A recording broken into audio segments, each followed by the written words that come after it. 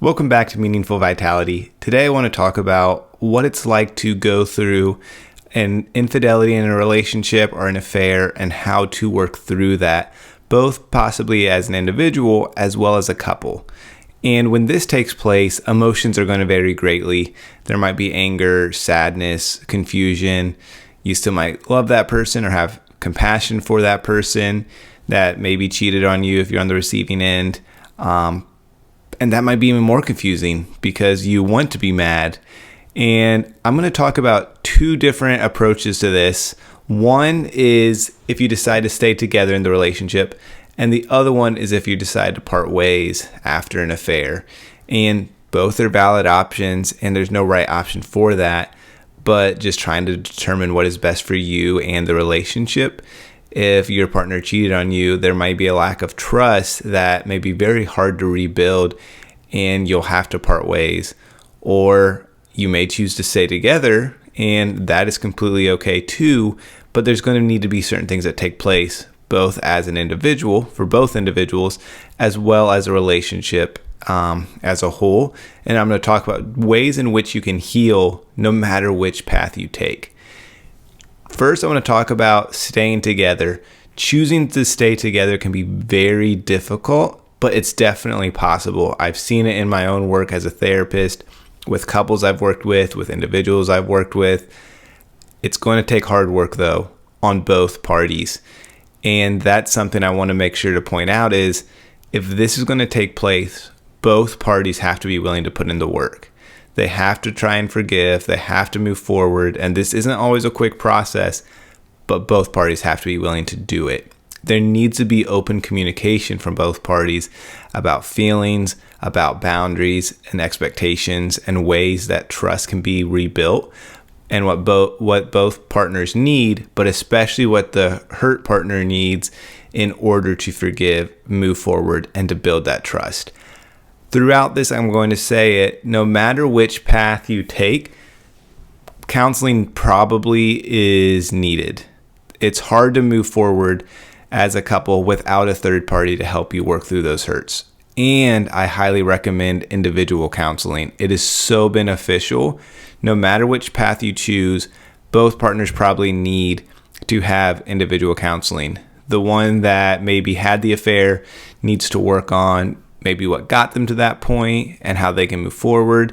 And the person that, was cheated on needs to learn to forgive, needs to learn to let go of some of that anger and that hurt. And I've said it before in other, topics I've talked about. Forgiveness is a lot more about us than it is the other person. If you choose to stay together, yes, that is very important for that other person and for the relationship. But forgiving someone is choosing to let go of that hurt, that anger, and not let it control us anymore. If your partner cheated on you, you're choosing to let go of that so that you can either move forward in that relationship or so you can continue to live your life to the best of your ability, to what you want that life to be. I've seen it so often, unfortunately, with individuals I've come to my office that have had a partner cheat on them 5 years ago, 10 years ago, 20 years ago even.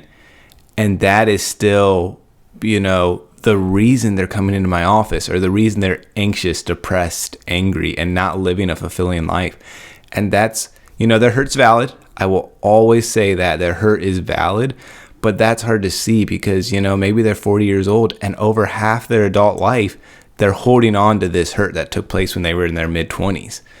And that's just sad because it's not letting them live the life that they could live. It's not letting them live up to their full potential or letting go of some of that hurt. So it does not condone the affair. It does not say that infidelity is okay or what that other person did was okay. It's simply choosing, I'm not going to hold on to this hurt anymore. I'm not going to let this control me, and I forgive them. I forgive you. Sometimes that can take place with the other person present.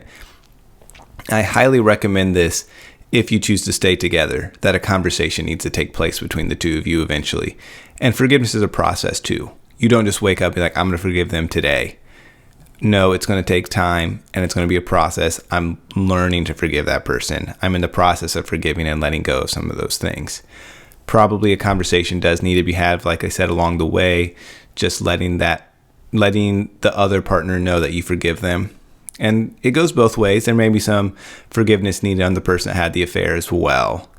I want you to, though, too, if you choose to stay together, reflect both on your own and with each other as to reasons to stay or leave.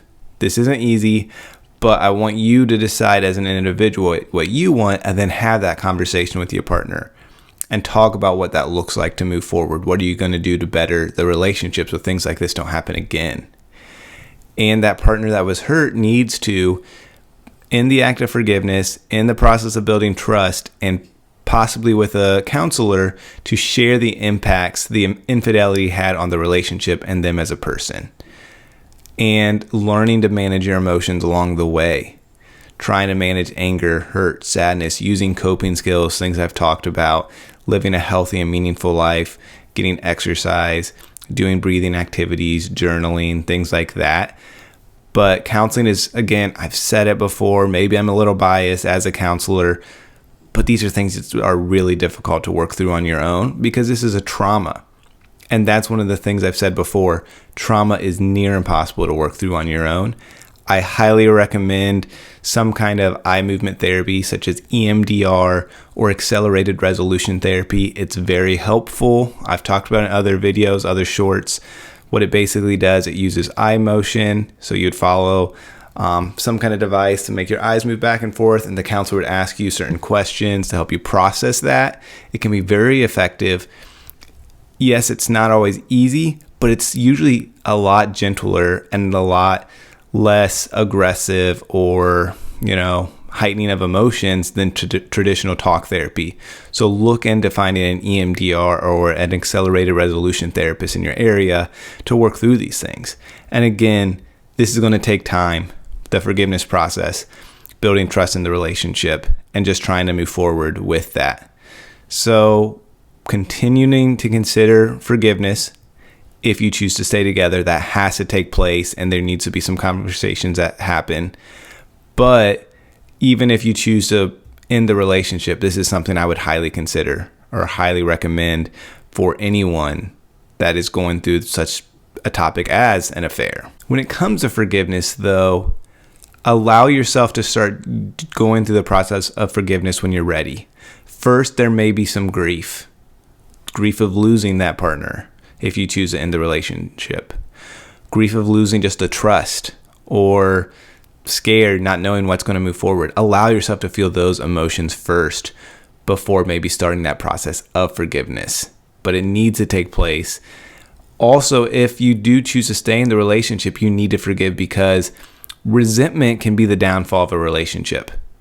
If you continue to hold this over your partner's head, then it's going to be very hard to move forward.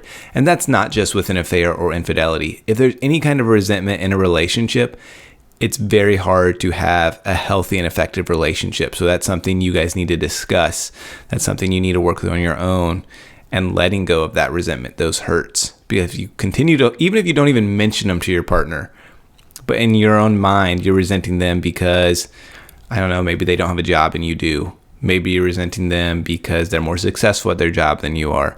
Maybe you're resenting them because they're not doing some of the things that you guys communicated about, such as house duties and chores and taking care of kids, things like that. You need to learn to let go of that. And I'm not trying to say it's easy, but if this resentment is in a relationship, it's going to bring it down. And that includes the affair. You can't hold that over their head for having an affair. Yes, it's hurt. Your hurt is valid, but making sure that you're not holding that over their head. Also, if the person that had the affair is trying to give excuses, trying to maybe blame you if you were cheated on for the affair, for why it happened, that's manipulation. Maybe the relationship was not the best point beforehand, but they are responsible for their actions. So if they're trying to blame you for the reason they had the affair, that's manipulation. And that's something to definitely talk about with a couples therapist, because that's going to get into the weeds. That's going to get hard to move on. That's going to be hard to move forward. So don't let them try to manipulate try to manipulate you and convince you that it was okay, or blame you for the affair, which is very common. So then just continuing to start moving forward in the relationship and take care of yourself along the way. Both partners need to do this. Do those things that help them grow, take care of themselves, go to individual counseling, and just make sure they're investing in themselves, because that's going to also be investing in the relationship. So I've kind of talked a little bit about this through the process of forgiveness and what that looks like, but one may decide to end the relationship, and that's completely okay too. There's no right answer. I do know it's very hard to trust that partner after infidelity, so that's why one may end it. But also you need to start thinking too logistically what that means in talking to your partner. Does someone have to move out? How will bills be divided if things are in both people's names? Belongings if you guys bought items together. As well as, do you need to legally file for divorce if you guys were married? Those are all things that need to take place, maybe getting lawyers involved. So communicating about that and doing what you need to do to take care of yourself. You don't have to decide right away if you're going to leave or stay either. You may need to have multiple conversations and see if that partner is willing to move forward, and if they show remorse and if they apologize for the actions they did. Sometimes, and there's no right answer to this, time apart may be needed. Maybe one partner needs to move out. Maybe you guys need to just get away from each other for a couple days or a couple weeks. There's no right answer, because some people feel like they need to be in the same house or need to be close by to move forward, but talking to each other. And if one partner needs that, then that's probably what's best. Another part of moving forward in the relationship is asking each other how they view that relationship now. So if you guys are going to stay together, asking yourself or sharing with your partner how you view the relationship and where you find yourself in the relationship. And that's so important for all stages of a relationship, is to continue to check in, continue to make sure that both of you are on the same page. So when it comes to moving forward as an individual, do what you need to do to take care of yourself. That's so important no matter what, if you choose to stay with them or not. But for where we're at right now, we're talking about assuming that you are going to end the relationship. Prioritize yourself as much as possible. Do what you need to do to heal.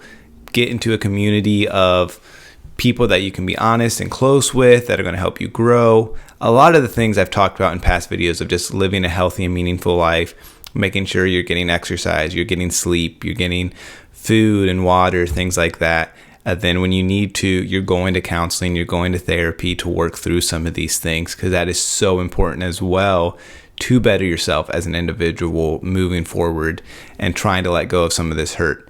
It definitely will take time, and it's definitely not easy, and some days will be harder than others, but over time, you're going to continue to take steps forward. It may not feel like it in the moment. It may feel like you're even taking steps backwards, which at times maybe you are, but overall, you're going to continue to head in the right direction. In conclusion, going through an affair is very difficult on a relationship and the individuals in the relationship. There's no right answer to if you choose to stay together or not, but forgiveness needs to be a part of both processes. And remember, forgiveness is a lot more about us than it is the other person, especially if you choose not to stay in the relationship. So making sure that you take those steps forward to forgive them, even if they're not a part of your life anymore, or part of that relationship. Take care of yourself along the way. And that goes for if you're going to stay in the relationship or not, that each individual is doing what they can to continue to grow and take care of themselves. And remember, counseling is very beneficial for this process.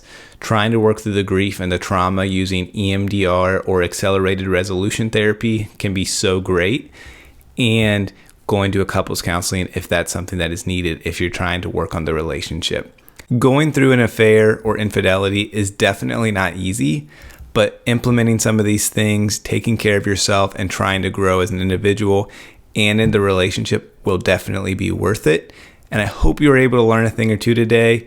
And I hope this helps impact you in a positive way and help you learn to live a healthy and meaningful life.